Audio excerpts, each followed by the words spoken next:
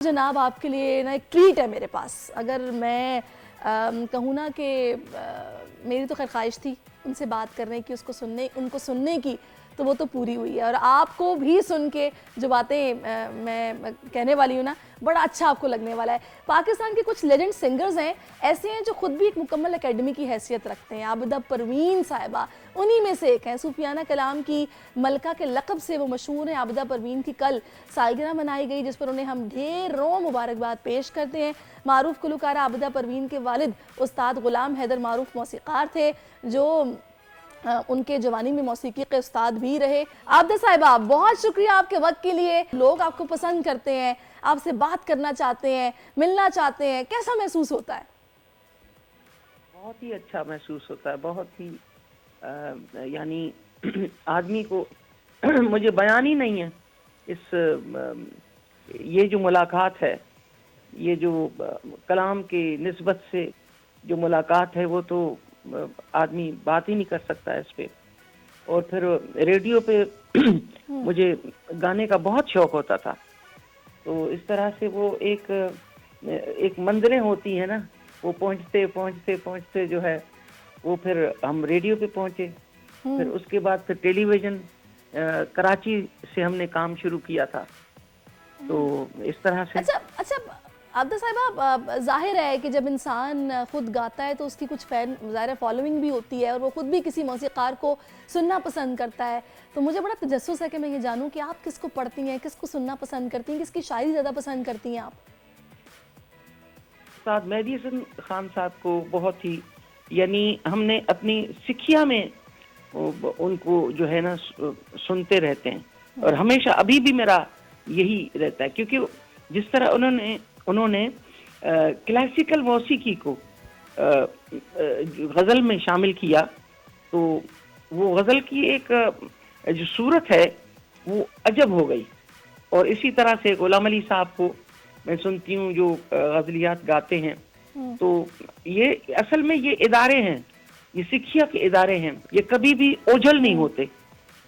تو یہ بڑا ایک انعام ہے کہ طالب علمی کا انعام یہی ہے کہ طالب علم کو وہ جو ایک ملتا رہتا ہے نا, جیسے جہاں سونا بنتا ہے تو وہ تھوڑا سا گرتا بھی رہتا ہے نا, اس سے تھوڑا سا یہ ہوتا ہے کہ اس کے فن میں اور جو ہے وہ نور بھرتا رہتا ہے, وسعت آ بے جاتی ہے. شک بے شک. کیونکہ سیکھنا ہی بہت بڑا عمل ہے, اور عمل بھی ہے. اور میری عادت بھی یہی ہے کہ جو ہے اتنے بڑے لوگوں کو سنوں اور ان سے حاصل کروں.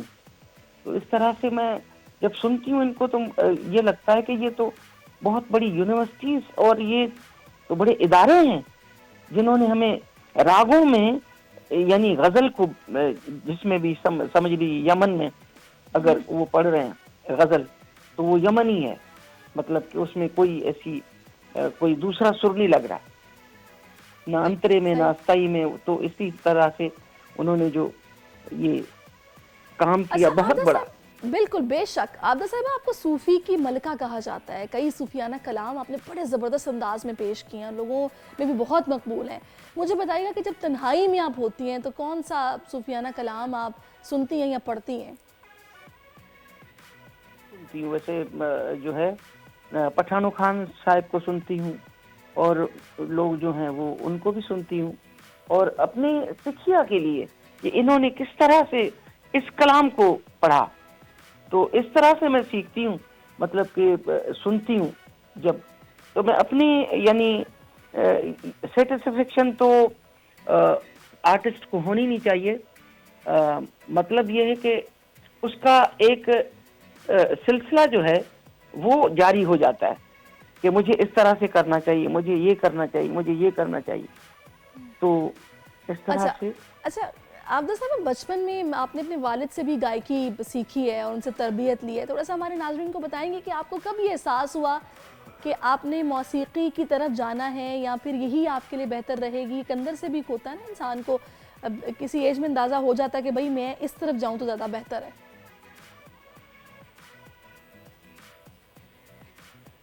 اصل میں ہمارے سندھ میں جو ہے وہ درگاہی مزاج ہے, لوگوں کا بھی اور موسیقی کا بھی. تو وہ سلسلہ جو ہے وہ میرے والد صاحب میں بھی تھا، کیونکہ وہ ایکچولی کلاسیکل موسیقی کے استاد تھے، تو وہ ہمارے گھر میں جو ہے وہ یہ موسیقی تھی. تو اس لحاظ سے میں نے 3 سال کی عمر میں ہی جو ہے وہ بابا صاحب کو سننا شروع کیا تھا، اور پھر مجھے بہت شوق ہوتا تھا کہ اچھی پوئٹری اور یہ جو ہے موسیقی اس کو کیا جائے. تو پھر چلتے چلتے جو ہے وہ دیکھیں یہ ایک ہی استاد کا کام تو باقاعدہ سے ایک ہے ہی، مگر جو پھر یہ پورا ایک کائنات کتاب ہے نا اللہ تعالی کی، تو وہ سکھا دی ہے، وہ سکھا دیتے ہیں. اچھا عبدہ صاحب، آپ کا انداز بڑا منفرد ہے، آپ کی شخصیت بڑی منفرد ہے. اگر لباس کی بات کی جائے تو وہ بھی آپ کا ایک مخصوص سٹائل ہے، تو کس طرح اپنے لیے کپڑے پسند کرتی ہیں؟ کچھ بتائے گا اس حوالے سے؟ بس اصل میں مجھے یہی اچھا لگتا ہے کہ بس زیادہ وہ نہ ہو، کہ اصل میں یہ بھی ہے نا کہ سننے والے کی نگاہ جو ہے وہ کلام کی نسبت سے ہو اور وہی سنتا رہے، اور اسی کے اندر جو ہے ایک اسپارک جو ہے جو کلام میں ہوتا ہے، جو ایک طاقت ہے، جو ایک لذت ہے اللہ سائیں کے ذکر کی، تو وہ وہاں تک پہنچتی رہے کہ وہ اور چیز کو مطلب کہ پرامیننٹ کوئی اور چیز نہ ہو ڈریس میں یا کوئی اس طرح سے. تو یہ بھی میرے ذہن میں ایک ہوتی ہے بات، اور پھر یہ بھی ہے کہ ایک پاگل پن بھی ہے، یہ تو ماشاءاللہ سے آپ کی سادگی ہے. بیٹھ جائیں. جی یہ تو آپ کی سادگی ہے. پاکستان سمیت دنیا بھر میں آپ کو پسند کیا جاتا ہے، پھر آپ کو تمغہ حسن کارکردگی مل چکا ہے، ستارہ امتیاز، ہلال امتیاز سمیت کئی اعزازات ہیں، لائف ٹائم اچیومنٹ ایوارڈ بھی، ایک لمبی فہرست ہے. تو آرٹسٹ کی جب اس طرح سے قدر ہوتی ہے کیسا محسوس ہوتا ہے آپ کو؟ بڑا کرم ہے ہمارے جو ریاست نے مجھے عنایت کیا ہے، اور پھر جو بہت ہی یہ اس انعام کا تو کوئی نعم البدل بھی نہیں ہے، جو اپنے ملک کا ایک جو نشان پاکستان بھی ابھی عنایت کیا ہے میری ریاست نے. بڑا ایک کرم کی بات ہے خدا کی طرف سے. زبردست، بہت خوب. ایک چھوٹی سی معصومانہ خواہش ہے، اور آپ کی اجازت سے نا مجھے کو اپنا پسندیدہ کلام جو کہ آپ کے اپنے دل کے قریب ہو تھوڑا سا سنا دیں. من کنت مولا من کنت مولا فہذا علی المولا مولا علی کا مرتبہ اللہ اکبر، علی کا مرتبہ اللہ اکبر. خدا نے تیغ دی احمد نے دختر،